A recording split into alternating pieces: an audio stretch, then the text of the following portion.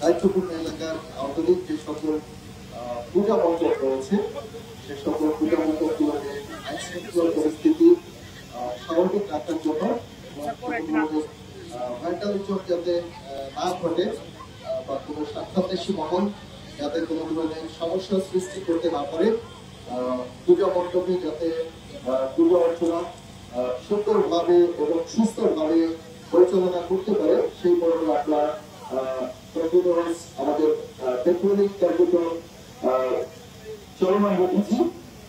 তারই ধারাবাহিকতায় আমরা যখন ভর্তি করছিলাম আমরা এখন যে বাগেরহাট উপজেলার শ্রী শ্রী লক্ষ্মীদেবী মন্দির আছি, ওখানে আমরা এখানকার যে পূজা কমিটির যারা আয়োজক আছেন সাথে স্থানীয় গণ্যমান্য আছেন তাদের মাধ্যমে আমরা জানতে পারি যে এখানে ইসলাম মতো পরিবার রয়েছে যারা কিছুটা দরিদ্র, যাদের এই পূজায় অংশগ্রহণের জন্য কিছুটা কষ্ট হচ্ছে।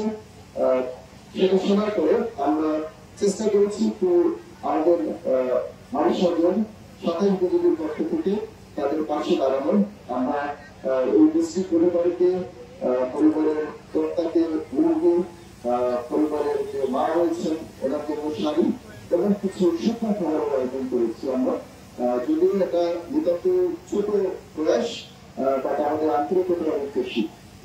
আমরা আশা করবো এখানে এই পূজা মণ্ডপে যারা পূজা করছেন তারা কত সুন্দরভাবে পূজা পরিচালনা করবেন এবং সবাই অনলাইন পরিবেশে শৃঙ্খলার সহিত এই পূজা পালন করবেন। আমরা শুধু একটি কথা বলবো যে পার্বত্য চট্টগ্রামের